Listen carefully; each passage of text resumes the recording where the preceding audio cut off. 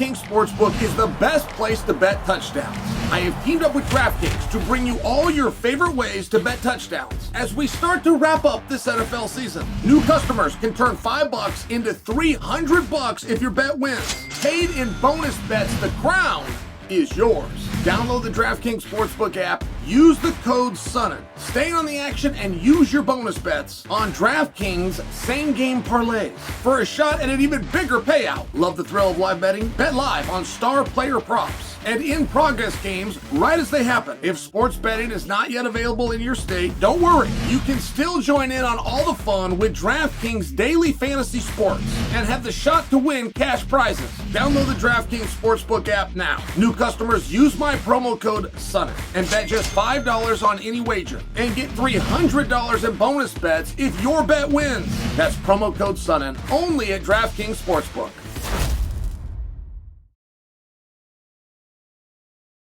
Song Yadong is a total stud. I do not mean any disrespect. He trains with my friends out in Alpha Male. They say the greatest things about him. I don't get it. I don't get the fight with O'Malley. I've never got it. There was a rumor that they were going to make the fight O'Malley, Song Yadong. And Daniel was telling me about it. And Daniel's big on him. Daniel was talking about Song Yadong and how great he is and future champion. And you know, we get like 45 seconds into Daniel telling me about Song Yadong. And I can't take it anymore. I start laughing like a junior high kid. And Daniel's like, what is so funny? And I'm like, you keep saying dong. Why are you calling him that? I thought he was teasing him. And we're live. And Daniel's like, that's his name, Chael. Which made me laugh even more. Like Daniel was staying in character. Daniel was kayfabe this. I'm like, why'd you call him that? What did he ever do to you? And he's like, that's his name, Chael P. His name's Song Yadong. All right. So I get the giggles. I get a case of the giggles over this guy being named Dong. Now, I only tell you that because that wasn't that long ago. You know, this was in the build-up to this fight. This was somewhere in the last 2 months, let's say. My point, believe it or not, and I do have one, my point is, if an aficionado within the sport like me thinks that you're teasing him by calling him his name, which is Song Yadong, but I think that's a joke, then somewhere that gentleman has not done a good enough job of marketing and branding, right? If I don't know his name, that's such a condescending thing. That's what I'm trying to avoid saying, but that's the reality. If I don't know his name, how is he getting on the docket with the sport's biggest star? And this is what I'm wondering. I'm wondering this from the time that this was rumored. And then I remember when O'Malley talked about him the first time. You know, O'Malley's doing a promo and he's talking about Merab and what he's got to do to get back to Merab. And O'Malley's talking about Nurmagomedov. And then somewhere O'Malley mentions or Song Yadong. For me, as a viewer, like we're not talking about the same thing. If you're talking about, Merab at the White House, and to get there, we'll go through Umar Nurmagomedov or Song Yadong. Like, for me, these are not the same thing. We're not even in the same realm. That could be very rude. I don't mean it to be rude. I actually mean it to be the opposite. Apparently, Song Yadong is a very dangerous opponent. Apparently, he's very good. But therein lies my exact point. It sounds like a very dangerous fight to put a draw as big as O'Malley in against. And that's the way this game is played. Like, that was a brand promise made 20 years ago. Hey, we're not going to be like boxing and the best guys are going to fight the best. I'm all for it. I just don't get this fight. And it's not just a matter that I don't get. Even Babe Ruth missed sometimes, right? But I haven't heard anything in those 2 months from the time that Daniel's telling me Song Yadong to now. I still don't know why we're fighting.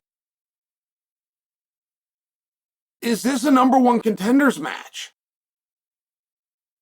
Does this jump the line over Merab? I would assume that Merab is the number one contender for his own belt, whether he gets that fight or not. I would just assume that's where he would be. I would assume Nurmagomedov, who's had success with everybody, Sandhagen's got to be right up in that mix. Is this a number one contenders fight? I could see where, if Song Yadong won, I could see where that's really going to put him over. I would see where that would elevate him. I mean, I'd be talking about him and surprised and making pieces on him come Monday morning. If O'Malley wins, I don't know that I would. If O'Malley wins this fight, I don't really see me doing a recap. I mean, I would feel like that's expected, and I haven't even looked at the odds. I mean, I understand that Song Yadong is a very dangerous opponent. What I'm sharing is, like, this is every fighter's biggest nightmare. And every fighter, the top guy's got to deal with it at some point. I mean, I could go name by name and tell you all of them. For GSP had to deal with Anderson Silva, John Jones, where these guys get slipped in there, and you go, who?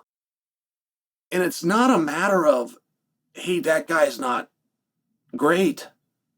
That guy's not capable of winning the match. It's a matter of, that's not the audience's perception. Like, the guy a fighter wants to face the least is the guy that's more dangerous than the audience is aware. A guy who has a public perception of not being a threat, but you know in your heart, this is a threat.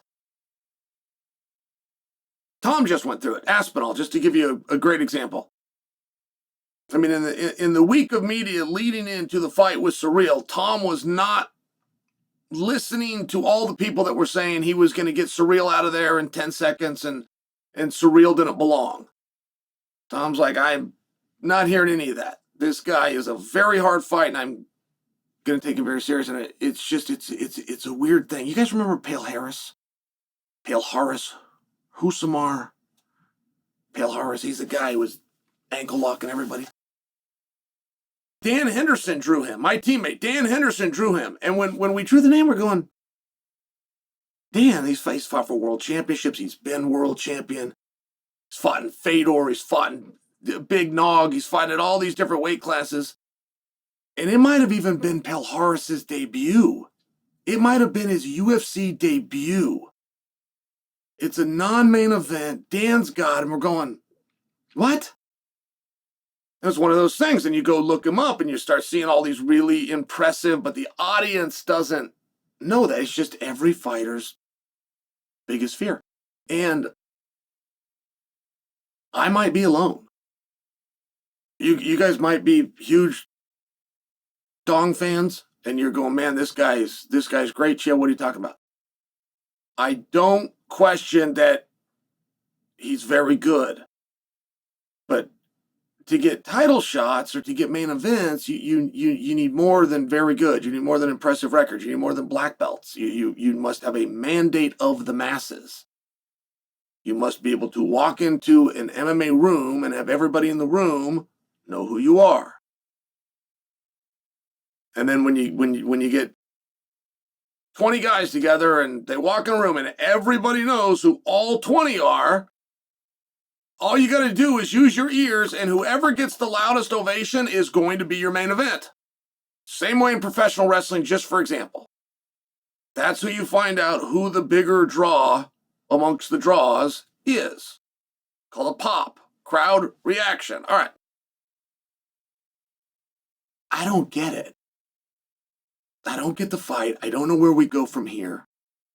I don't know what's on the line. Do you?